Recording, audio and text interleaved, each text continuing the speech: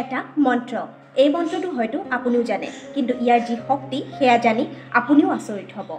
এই মন্ত্ৰটো কেতিয়া কিমানবাৰ জপ কৰিব লাগে, এই সকলো কথা জানিব পাৰিব আজিৰ এই ভিডিঅ'টোৰ জৰিয়তে। গতিকে ভিডিঅ'টো স্কিপ নকৰাকৈ শেষলৈ চাব।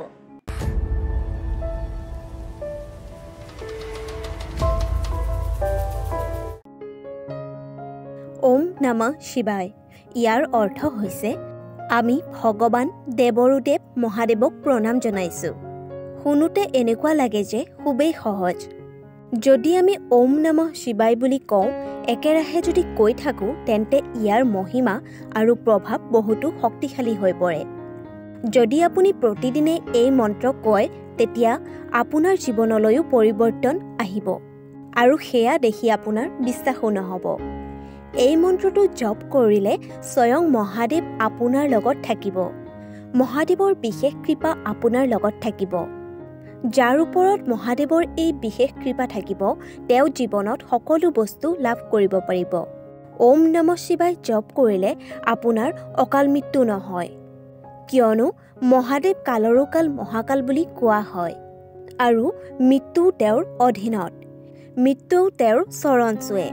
ইয়াৰ অনুমান আপুনি ইয়াৰ দ্বাৰাই কৰিব পাৰিব যে যেতিয়া মাৰাকাণ্ডে প্ৰভু ভগৱান শিৱৰ মৃত্যুঞ্জয় মন্ত্ৰটো জপ কৰি আছিল, তেতিয়া মৃত্যুকালৰ দেৱতায়ো তেওঁৰ শৰীৰ হৰণ কৰিব নোৱাৰিলে, আৰু তেওঁ অকাল মৃত্যু নহ'ল, কিয়নো মাৰাকাণ্ডৰ ওপৰত স্বয়ং মহাদেৱৰ আশীৰ্বাদ আছিল। সেইবাবে কোৱা হয়, যাৰ ওপৰত কালৰো কাল মহাকাল মহাদেৱৰ আশীষ থাকে, তেওঁৰ ওচৰত অকাল মৃত্যু কাষ চাপিব নোৱাৰে। এইবাবে এই মন্ত্ৰটো সহজভাৱে কেতিয়াও নল'ব। যদি কোনোবাই এই মন্ত্ৰটো ভক্তি আৰু শ্ৰদ্ধাভাৱেৰে জপ কৰে, তেন্তে তেওঁ সকলো ভাল হ'ব। আপোনাৰ সকলো নেগেটিভ চিন্তাধাৰা মনৰ পৰা আঁতৰিব, আৰু পজিটিভ চিন্তাধাৰা আৰম্ভ হ'ব। যেতিয়া আপুনি এই মন্ত্ৰটো উচ্চাৰণ কৰিবলৈ ধৰে, তেতিয়া আপোনাৰ সকলো চিন্তা যেন দূৰ হৈ গৈছে তেনেকুৱা অনুভৱ হ'ব। কোৱা হয় যে এই মন্ত্ৰটো মতা মাত্ৰেই আপোনাৰ মনটো পজিটিভ চিন্তাধাৰাৰে ভৰি উঠে, আৰু মনটো শান্ত হৈ থাকে। যাৰ মনটো শান্ত হৈ থাকে, তেওঁ সকলো কাম ভালদৰে কৰিবলৈ সক্ষম হয়, আৰু তেওঁৰ সদায় ঈশ্বৰৰ প্ৰতি শ্ৰদ্ধাভাৱ থাকে। এই মন্ত্ৰটো ইমানেই বেছি শক্তিশালী যে আপোনাৰ মনটোত কেতিয়াও বেয়া চিন্তাধাৰাৰ প্ৰভাৱ পৰিব নিদিয়ে।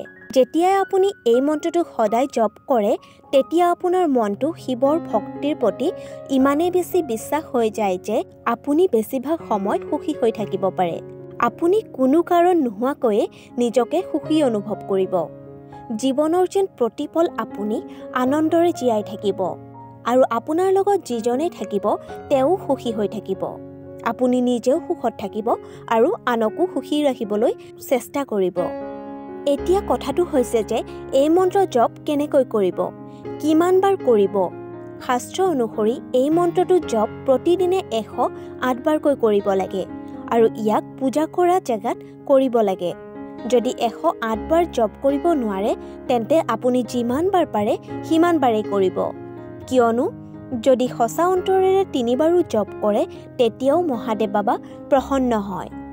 আপোনাৰ শ্ৰদ্ধা কিমান বেছি সেয়া নহয়, আপোনাৰ শ্ৰদ্ধা কিমান সঁচা সেয়াহে গুৰুত্বপূৰ্ণ।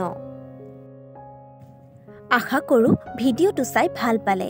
যদি ভিডিঅ'টো চাই ভাল পালে, তেন্তে লাইক, কমেণ্ট, শ্বেয়াৰ আৰু চেনেলটো ছাবস্ক্ৰাইব কৰিবলৈ কিন্তু নাপাহৰিব।